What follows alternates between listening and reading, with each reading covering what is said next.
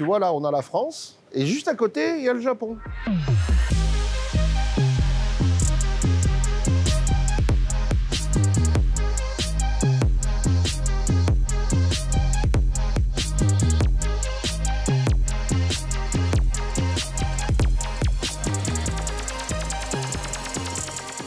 Alors vous vous demandez pourquoi, peut-être, si vous ne le demandez pas, je vous le dis quand même, je suis spécialiste, entre guillemets, de ce quartier de Kagorazaka, et bien tout simplement parce que j'y ai passé plus de 20 ans.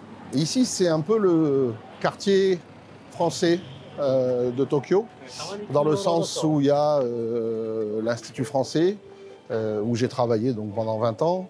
Il y a beaucoup de restaurants français, et puis dans cette partie du quartier, je ne sais pas si vous entendez, il y a de la musique qui passe dans la rue. Et là, en ce moment, c'est Michel Polnareff, Toutou pour ma chérie. Donc aujourd'hui, je vais vous faire découvrir un petit peu les endroits que j'aime.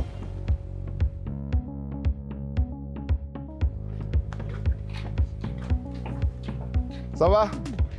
En forme? Il est là, Lenny? Il dort? Salut, patron. Il y a pas mal de Français ici, non seulement des restaurants, mais en plus du personnel, le staff est très français. Clairement. C'est la plupart de mes clients sont des gens qui aiment la culture française, qui ont vécu en France, qui ont étudié le français, donc des gens qui veulent retrouver l'atmosphère française, qui veulent retrouver un service à la française, toutes ces choses-là. Donc ici à Kagorazaka, vous les retrouvez. Donc voilà, ces gens-là viennent pour ça. Ah, jeudi alors? Très bonne impression. Bah oui, toujours. En fait, il va tout couper, tu sais. Bah jeudi alors. Ouais, jeudi, pas de soucis. Arigato. Merci. Bon courage. Ciao, ciao. Donc tu vois, là, on a la France. Ouais. Voilà. Et juste à côté, il y a le Japon. On est en France, dans le passage d'autrefois. Alors, il y a le truc de tofu qui est par là. Le tofu, il est... Eh ben, il est là. C'est la plus vieille boutique et un des meilleurs tofu du quartier, quoi.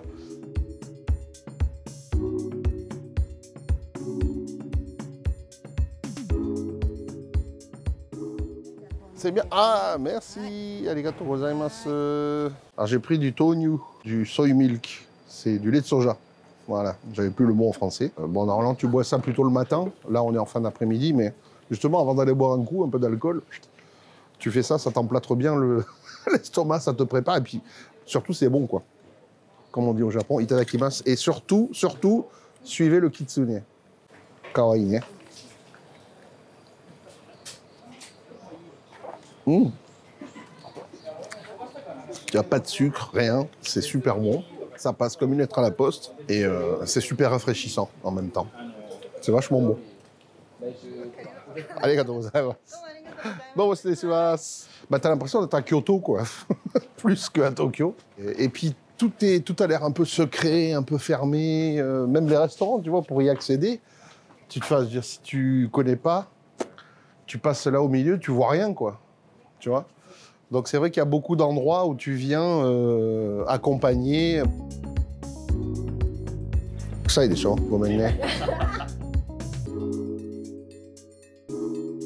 Le prochain endroit que j'aimerais vous faire découvrir, c'est un kimono shop, un magasin de kimonos. Alors évidemment, on a une image des kimonos extrêmement chers, mais ici, juste là, c'est Tansuya, c'est pas trop cher parce que ce sont des kimonos recyclés. On va voir.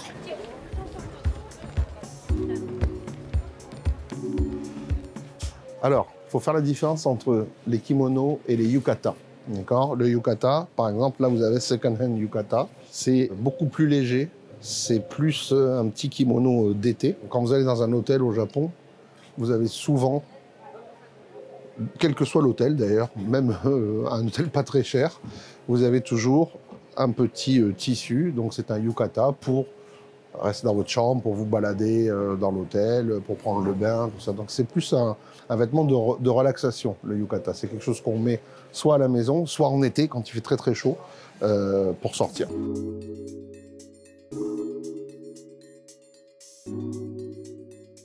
Ah ben ils sont dans le fond. Oula, ça c'est des kimonos, ça. Voilà, Natsu no kimono, c'est des kimonos d'été. Il y en a pour tous les goûts. Ouais, relativement abordable. On est autour de 20 000 yens. 20 000 yens Alors, en euros, parce qu'en ce moment, l'euro est très fort. On va dire que ça fait 140 euros, quelque chose comme ça, à peu près. Vous pouvez avoir un véritable apparat japonais de qualité et qui va tenir dans le temps, quoi. Vous le savez peut-être, le mot kimono est maintenant bien répandu en français, dans la langue française, mais quand on pense kimono en français, on a souvent tendance à croire qu'il s'agit du vêtement qu'on utilise pour faire du sport, notamment du judo, du karaté, des choses comme ça. Mais le mot kimono, à l'origine, c'est juste, littéralement, c'est les choses que l'on porte. Donc c'est le vêtement traditionnel que l'on porte au Japon. Et dans le kimono, il y a plusieurs éléments.